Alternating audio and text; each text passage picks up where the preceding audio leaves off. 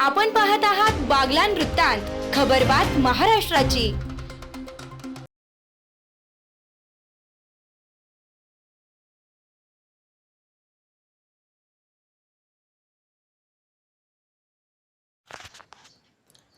मतोबा महाराज यात्रेची पिंगळवाडे जय्यत तयारी। यात्रा 3 व 4 जानेवारी रोजी।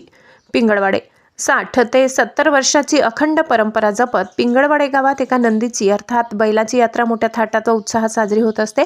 कदाचित नाशिक जिल्ह्यातील थोड्याच गावांमध्ये शेतकऱ्यांच्या कष्टकऱ्यांचे आराध्य दैवत मानले जाणारे बैल किंवा नंदी याची यात्रा भरवणारे मोजकेच गाव आहेत। त्यापैकी पिंगळवाडे हे एक गाव। या गावात सालावादाप्रमाणे अखंड 60 ते 70 वर्षाची परंपरा जपत यावर्षी सुद्धा मोठ्या प्रमाणात यात्रेची जय्यत तयारी करण्यात आली आहे। ग्रामस्थांच्या मार्फत यात्रा चौक पूर्णपणे स्वच्छ करण्यात आलाय।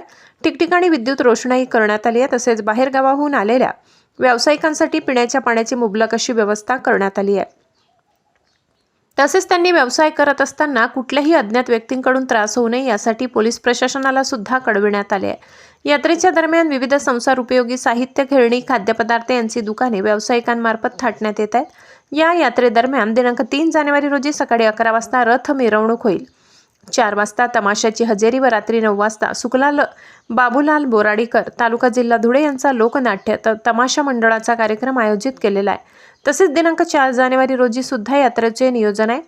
सायंकाळी 3 वाजेपासून ते 7 वाजेपर्यंत भव्य कुस्तीची दंगल आयोजित करण्यात आलेले आहेत। यात मानाची कुस्ती 11,000 रुपयांची असणार आहे। तसेच या कुस्ती दरम्यान शेकडो कुस्त्या होणार आहेत। या सुद्धा देणगी रूपात पैसेच दिले जाणार आहेत, अशी माहिती ग्रामस्थांच्या वतीने देण्यात आली आहे। तसेच सायंकाळी रात्री 9 वाजेपासून मनोरंजनपर म्हणून सुखलाल बाबूलाल बोराडीकर यांचा लोकनाट्य तमाशा मंडळाचा कार्यक्रम आयोजित करण्यात आलेला आहे। तरी ग्रामस्थांच्या वतीने बागलाण तालुक्यातीलच नव्हे तर तालुक्याबाहेरील नागरिकांनी सुद्धा या यात्रेचा आनंद उत्सवात सहभाग घ्यावा अशी ग्रामस्थांच्या वतीने विनंती करण्यात आली आहे। बागलाण वृत्तांतासाठी विभागीय संपादक संदीप गांगुर्डे, पिंगळवाडे। आमच्या गावाला जी मतोबा महाराजांची यात्रा भरते, जवळजवळ 1961 सालापासून जवळजवळ 65 वर्षे पूर्ण झालेत। आणि या ठिकाणी जर पाहिलं, आमचा देवमन दादा म्हणून चुलता होता आणि त्यांच्याकडे जवळजवळ 500-600 गायी असल्यामुळे त्या गायींमध्ये एक मतोबा म्हणून मथुऱ्या म्हणून बैल होता। त्याचं नाव मतोबा असं ठेवण्यात आलं।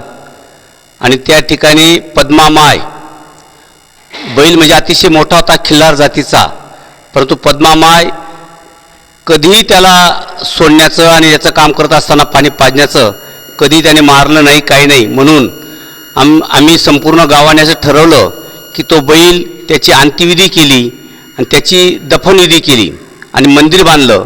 आणि मंदिर बांधल्यानंतर गावाने पुन्हा ठरवलं 1961 सालापासून मतोबाचं मंदिर झालं आणि यात्राही झाली।